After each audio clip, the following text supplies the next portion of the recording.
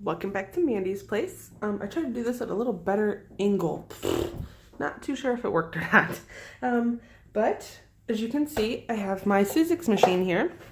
I'm gonna do a couple tutorials with it, or I'm gonna, maybe not tutorials, I'm gonna, explain it and show you how it works. So this is the Sizzix Big Shot.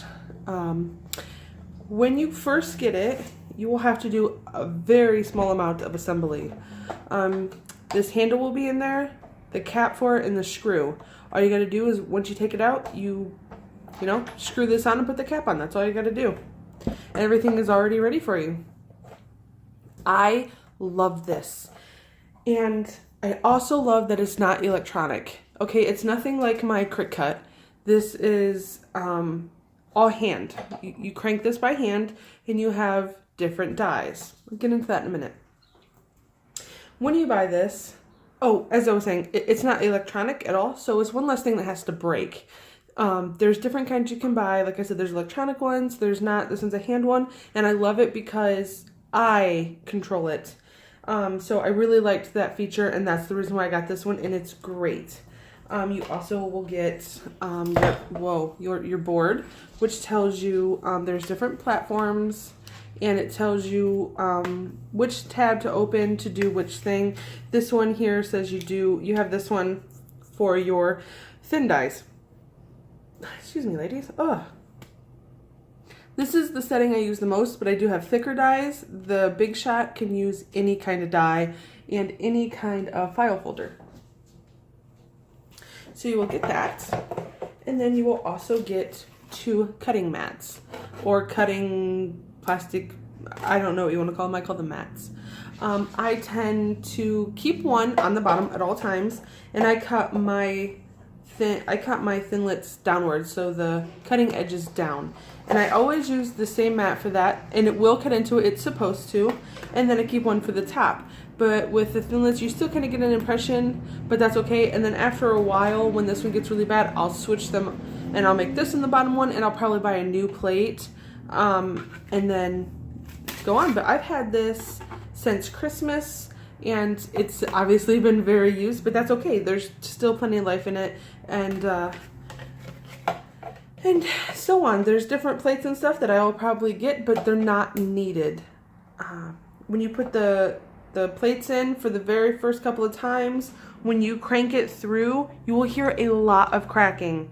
And every so often, I will still hear cracking in it. But it eventually goes away because it's just breaking the plates in. Nothing to worry about at all. So, to get into how we're gonna do this, let me grab my dies. I have my dies in just a cute little basket. Like I said, there's a couple of dies, and let me see if I can, we'll just grab this one. Okay. The original dies that they made are these big ones. This just happens to be a tag one, very, very thick. I'll pull this out so you can actually see it.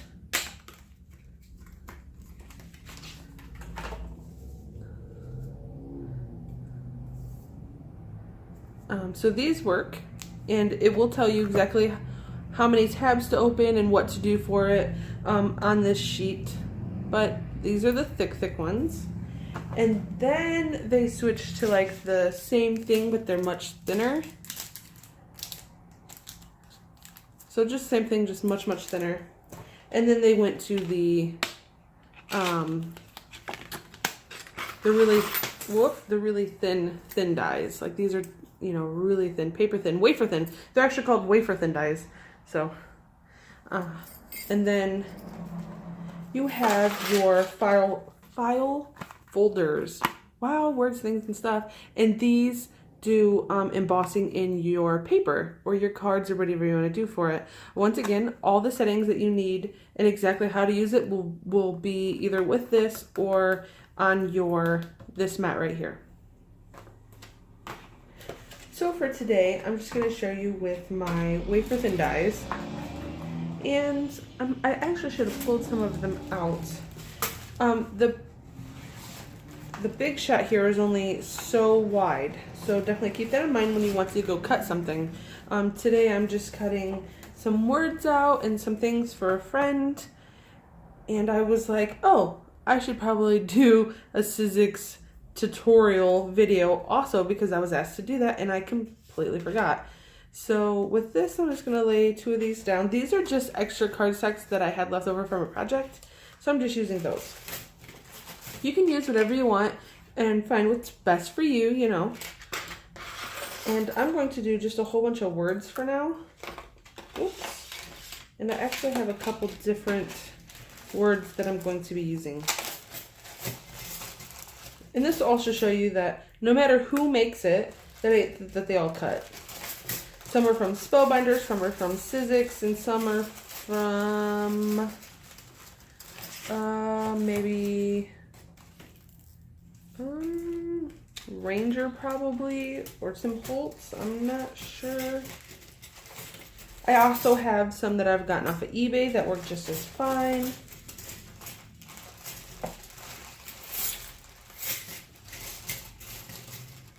I know people get some off of that Wish app thing. I've never personally bought any off of Wish, so I'm not, you know, sure how they work or anything. Sorry, ladies, I just want to make sure I get all the couple ones that I was trying to grab for now, just to show you.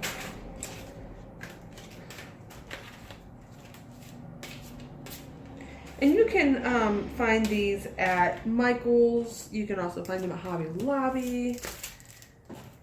I personally buy most of mine at Michael's or online on Amazon. So that's where I've picked most of mine up off. So you put your cutting mat down, the one that's all rough for me, your paper, and then your dies.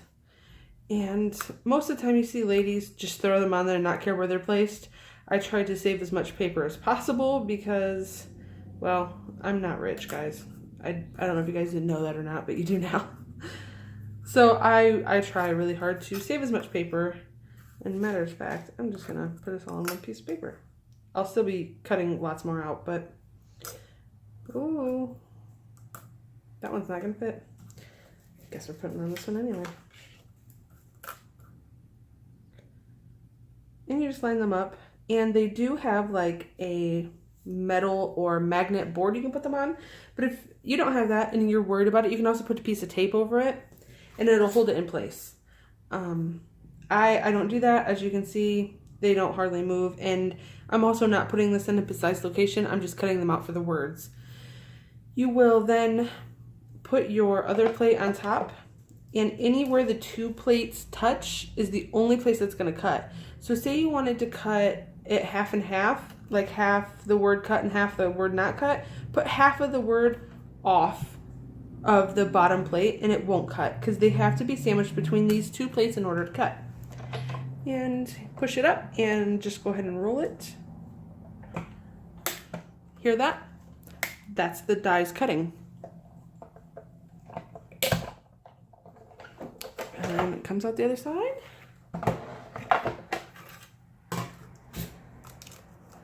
And you have your words nicely cut. It's that easy. These little holes, these little thingies right here, just punch right out. See? Pop right out. And if you have big nails like me, you can get tweezers or anything smaller to, you know, get them out. The adventure one is probably going, oh, maybe not. I should have thought about my tools before I did this. Now it says adventure. And this bright one is, it cuts the word individually. So I'll take one out. Oh, I'm not gonna take any of them out. Just kidding. I need my tool for that. And then here's the shine one.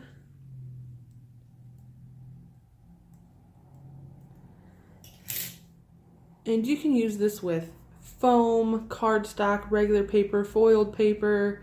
You know, the possibilities are endless. You just have to play around with it and figure out what works for you. So that's how you do that. Same thing, if you guys have any questions. Oh, you want to know what?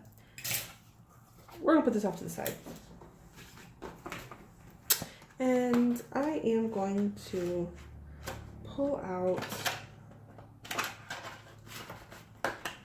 this. And I actually already made a card, so I'm not going to show you everything per se, but you'd get whatever size card you want. And these file folders right here fit an A2 size card. So you can make anything this big in here and it will print it, or it will emboss it. You will put your paper in here, however you would like it to lay.